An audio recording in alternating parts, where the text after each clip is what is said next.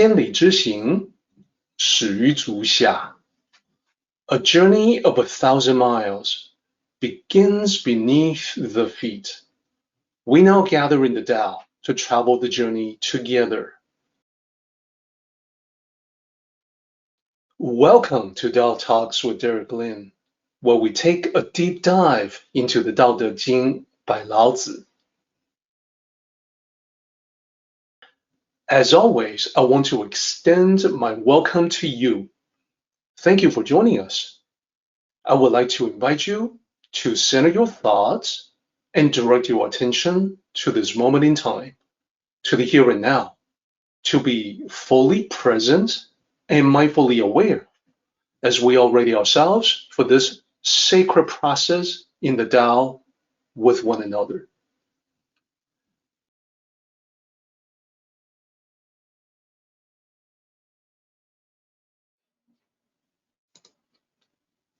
Once upon a time, in ancient China, there was a man who worked as one of the guards at the city gates.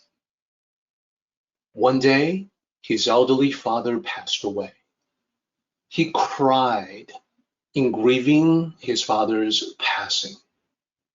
He refused to eat anything out of grief, and soon he became emaciated. He lost a lot of weight. The king heard about this and thought the man demonstrated great filial piety. He wished to promote filial piety, so he decided to show his approval of this man by rewarding the virtue. He promoted the guard to the rank of a high official, well above his peers. News of this spread among the people. The man's neighbors were surprised by this sudden rise in position. They all became rather envious. From that point on, when someone passed away, family members would put on a display of overwhelming grief. They would weep for all to see. They would starve themselves for days on end. Indeed, quite a few of them were so intent on doing this that they actually died of starvation. The end.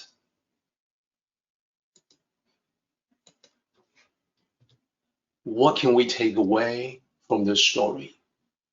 Well, Chuang Tzu told this in being intentionally dramatic because his purpose was to make the point against contrivance.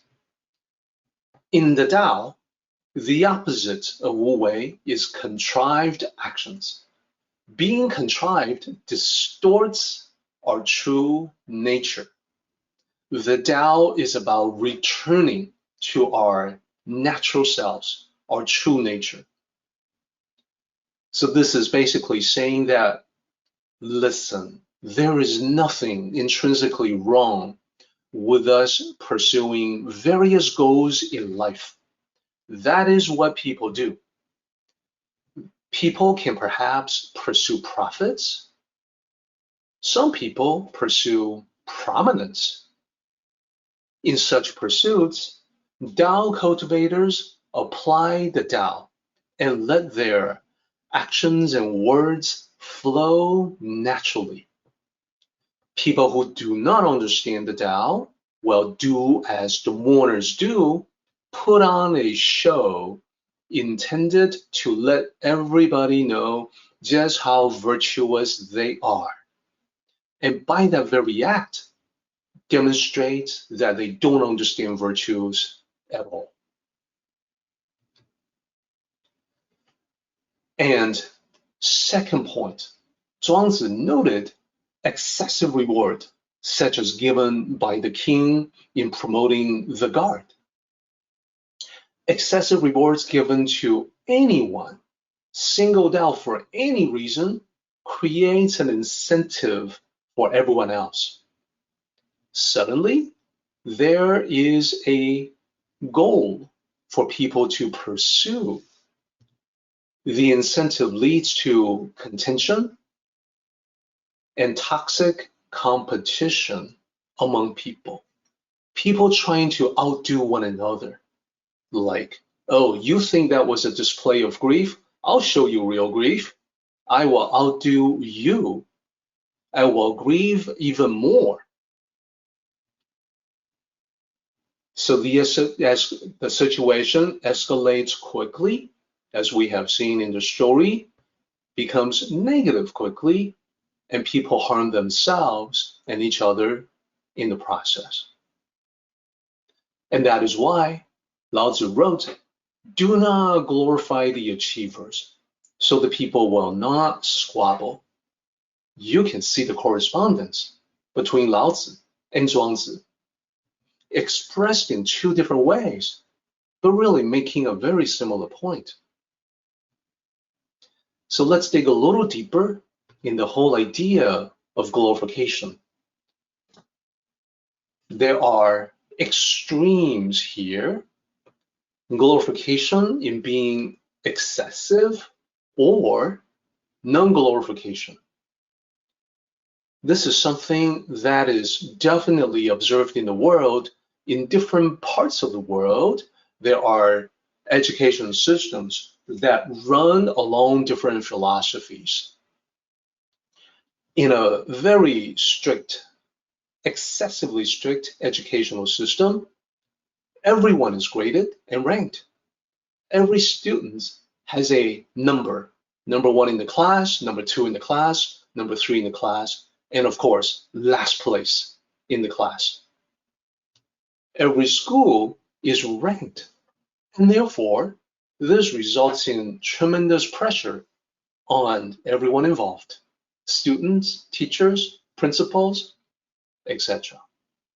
The students in particular focus on study skills, memorization, but not on social skills, street smarts. There is a lot of stress that results from this as the students focus on rote memorization rather than critical thinking skills or problem solving. So that does not produce the best possible students. There is also squabbling. There's contentious behavior from the students as they compete against one another. Now, what about non-glorification? What about the other extreme? We swing from the overly strict educational system to the overly permissive system. In such a system, there's participation trophies for all. There's no ranking. Students get trophies just for showing up because everyone is a winner. The unfortunate side effect, because this is an extreme, it's got negative associations with it. There's no learning of values in the sense that students may miss out on lessons like the value of hard work. There's no earning of merits. There's no sense of deserving a particular reward because you have worked hard to earn that reward. They, therefore, may be poorly prepared for the real world. I think we can see that both extremes lead to negative results. What might be a point of moderation or balance between the two? The Tao is all about that equilibrium that benefits all, the balance. So here are some suggestions. We can start from the premise that we can't really do without competition. Competition is natural. It is found all over nature. In evolution, living things compete to survive, to gain access to resources. The Tao is about nature. Competition always been part of it. Since ancient times, we have always made that observation. Yes, the animals are competing against one another for sustenance and survival. What about human beings? We human beings also compete since the beginning. And we compete not just for the basics of life, not just for survival, not just for sustenance. We also compete for beliefs, ideals, honor, love, and more. Many of our dramas feature the love triangle. That is a competition. There's nothing unnatural about competition. Wherever we find life, we also find it. So, in a competitive environment, how can it become a healthy competition versus toxic? Point one, instead of glorification, we should perhaps consider recognition as something of value. Glorification in this context would be excessive praise.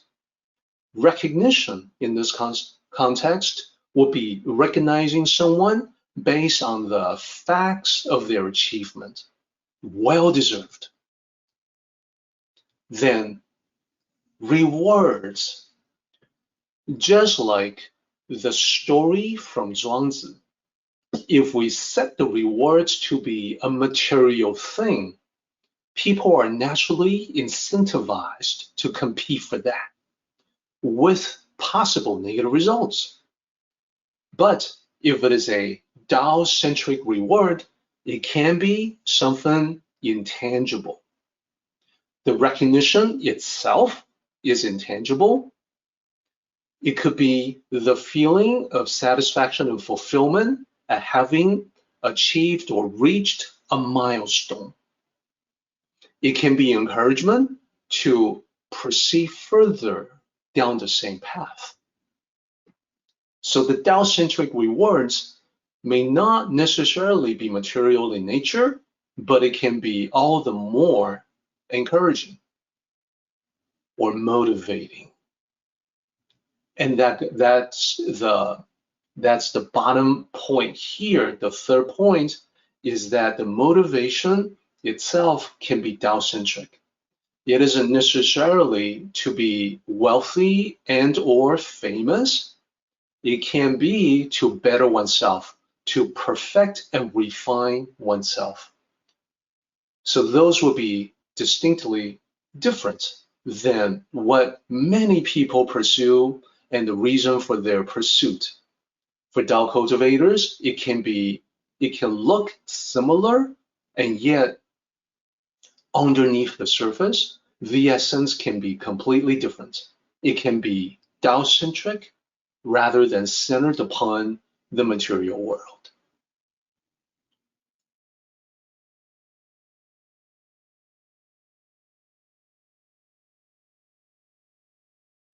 Our meeting has come to an end, but the journey continues on. Until next time, may the Tao fill you with peace and happiness.